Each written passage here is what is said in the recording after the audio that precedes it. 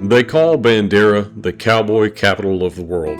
But for me, this trip wasn't about the title. It was about the reset. Watching the next generation find their own independence in the wild. On land that's held stories for over 160 years. From the historic streets of a town built on grit to the quiet moments around a fire that make the cold worth it. I'm Don, and this is a journey into the heart of the hill country. Let's get to work. This is Bearded Excursions and Outdoors, and we're heading to Memmie's farm in Bandera, Texas.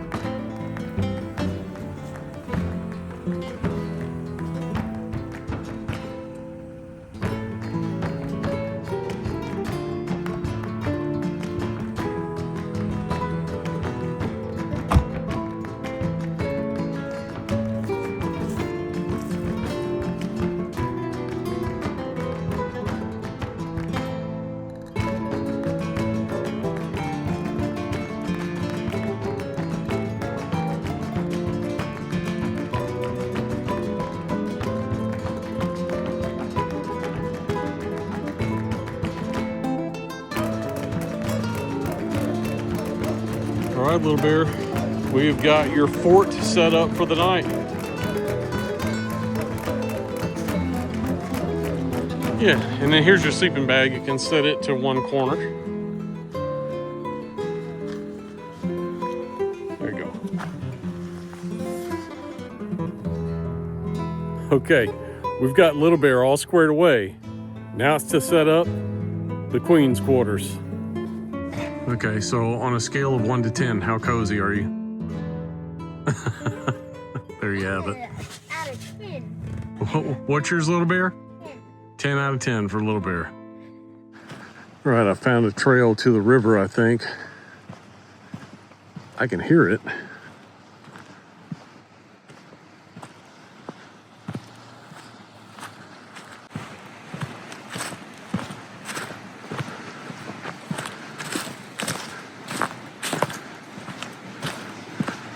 Definitely hear it.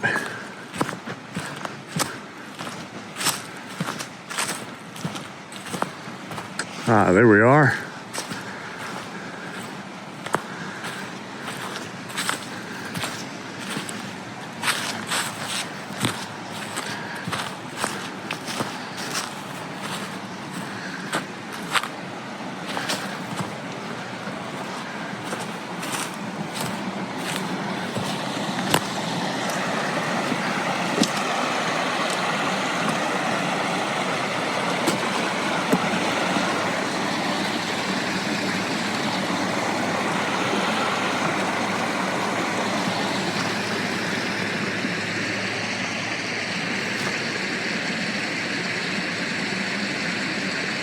Hey, Mrs. Spider.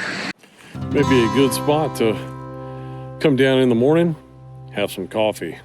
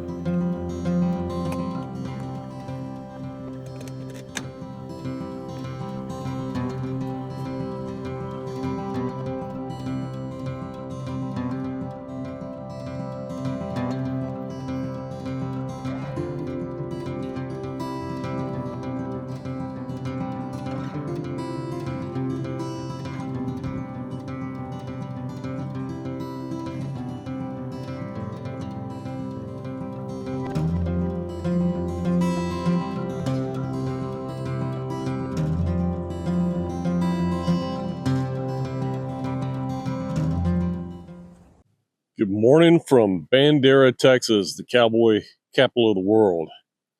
Last night was a little bit of a scramble getting in here late, getting those stadium lights on the Jeep set up so we could get Little Bear's fort situated, get that fire going for Heather. But when you wake up to a view like this, it is absolutely worth it.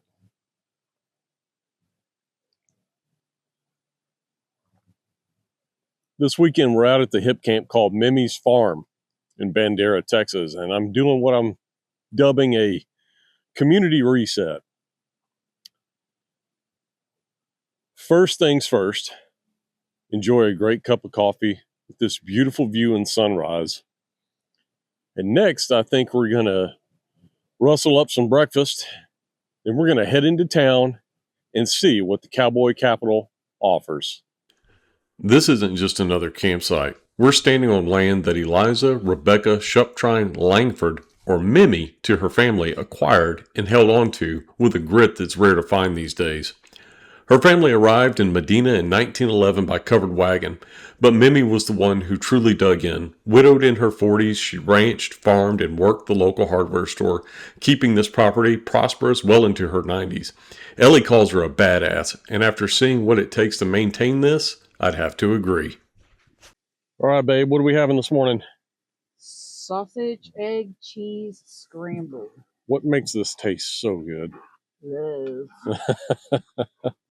Driving these roads, you're tracing a path carved out by legends. Founded in 1855, Bandera became a melting pot of Polish immigrants, Spanish explorers, and rugged Texas pioneers. It earned the title Cowboy Capital of the World for a reason. This was the staging ground for the Great Western Cattle Trail.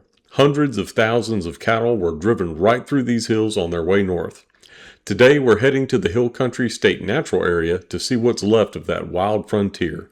It's a 5,000-acre reminder of what this land looked like before the rest of the world caught up.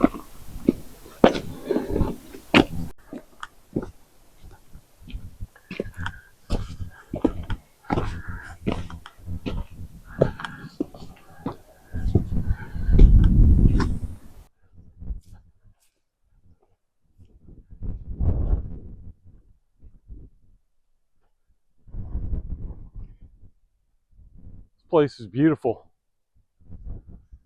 Loving the views.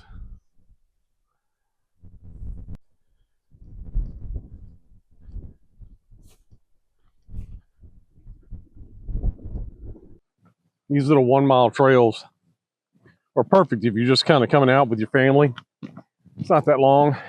Get some good exercise, enjoy the weather. I mean, we couldn't ask for better weather today. I think it's in the 50s right now. And sun's out. Really enjoying this. The reset so far, the community reset, I'd say it's been somewhat effective. All right, well, that was, in the words of Heather, a refreshing hike. So we're happy. And now we're going to head into Bandera for some lunch and just kind of tool around town a little bit, see what there is to offer out there. After working up an appetite on the trail, we headed back into town to the Old Spanish Trail Restaurant, or simply the OST. It's been a Main Street staple since 1921, sitting right in one of those historic limestone buildings that the Langfords helped build. In a town that lives and breathes cowboy history, this is the literal crossroads where the trail meets the table.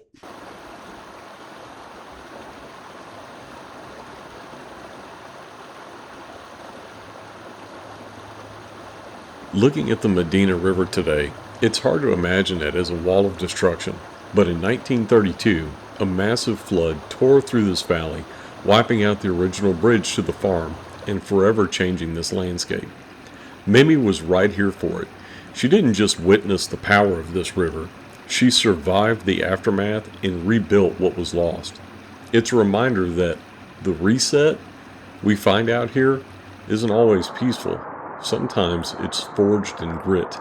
This riverbank isn't just a scenic view, it's a testament to a woman who refused to let the water take her legacy.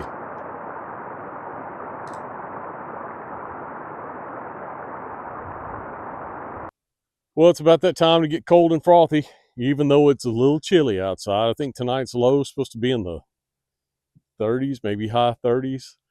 But yeah, it's been a great day. Good time to chill and enjoy a cold one at camp. Cheers, everybody. And if you've, that's Holly, very, very rarely seen and even more rarely heard on camera. But if you guys made it this far, I'd love to hear what you do for your community reset. If it's camping, if it's something else, drop a comment below. I'd love to read it and find out. But also, please hit that like button, hit that subscribe button. And if you're feeling into it and you like the content of the channel, make sure you consider joining as a member. But we're just going to enjoy some cold ones here before it's time to cook some cowboy beans.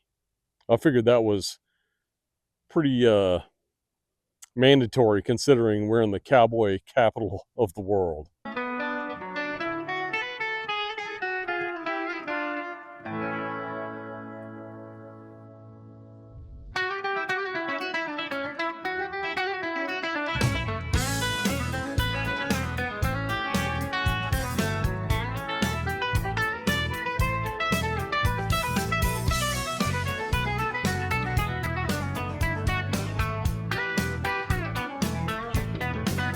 Time for the cowboy beans. So let's go ahead and get the stove lit and get this stuff going.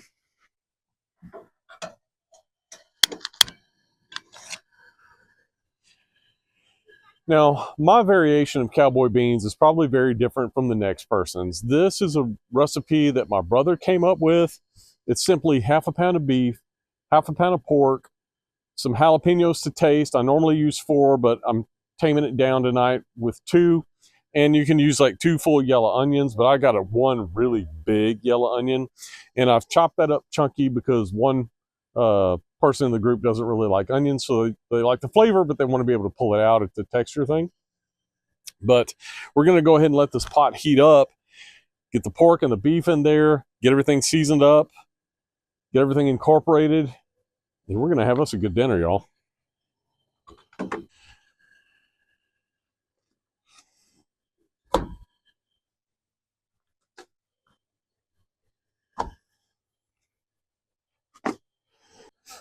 At this point, you can just kind of season to taste whatever you want.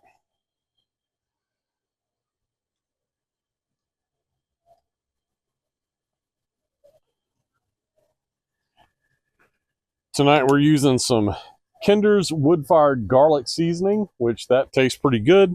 And we're also going to use a little bit of Tony Chachere's.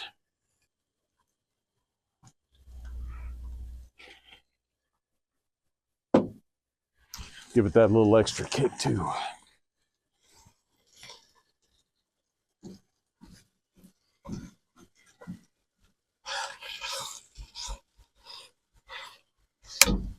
Oh no! I've had an incident with the spatula. Did it break? It broke on me. Well, this is going to be interesting.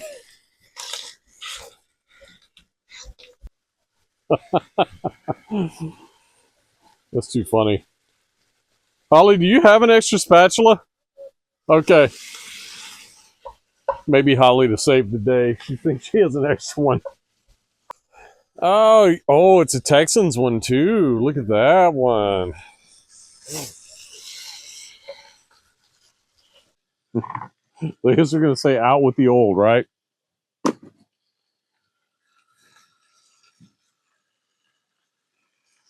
After we get this meat browned up pretty good and mixed up together, we're going to throw in the onions and the jalapenos and let it incorporate and get really good before we dump the beans in there. I've got about 6 cans of pinto beans. Like I said, this recipe is kind of like, I'm just winging it here. And it's just whatever is to taste. I mean, you may just use 4 cans, just depends on you. Make it your own. In fact, if you have a recipe for cowboy beans, I'd love to hear what your version is. So drop that in the comments below.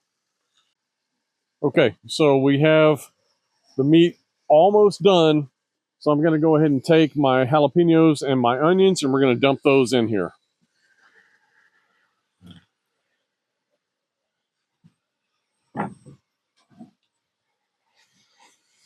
We're going to incorporate that with the meat and let the onions get translucent.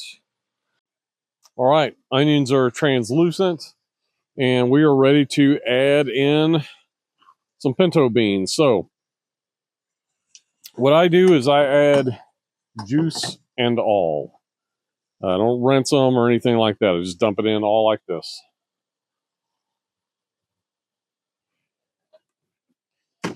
I've got 6 cans, and I'm just going to eye it. I'm going to just keep adding cans in until I think that's enough. There's no hard rule. Okay, that's with 4 cans. Let's go ahead and stir this up and kind of see what that looks like. Let's see if we need to add any more. I think 4 cans is going to do it because I want this to simmer down, incorporate all those juices. If you add more cans, it's going to make it more than what we're going to be able to feed tonight anyway.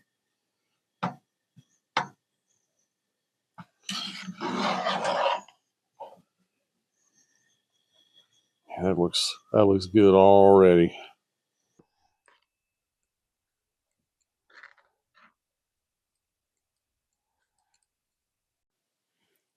We got me a big old bowl of cowboy beans and tortilla chips. It's got those onions. It's got some jalapenos. It's got pork, beef, and some tortilla chips in there.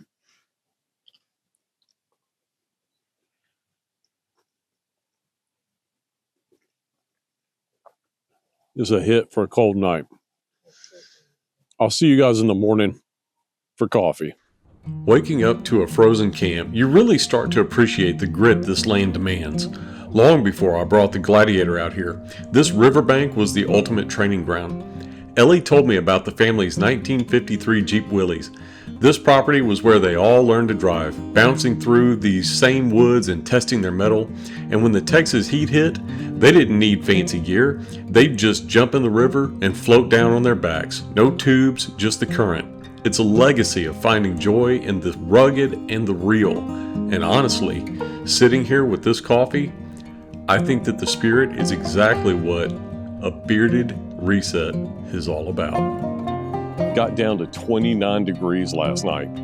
You can feel the bite in the air. But with coffee in hand, sitting by the fire with the Medina River close by, that's the community reset I was looking for. And I gotta tell you, it hits a little bit different waking up this morning, knowing the history that Ellie sent over about her family, the Langfords. Settled here as far back as 1864, built the actual stones of the church and the jail, parts of Bandera. It's part of the fun of learning the history of places like this. Now the only thing left to do is enjoy my morning coffee, pack up, and head it on back to College Station. I appreciate you guys hanging out with us on this one. Please make sure to like and subscribe and consider becoming a channel member. It helps me continue to bring good content to you like this. So, I really hope to see you guys down the trail or around the campfire.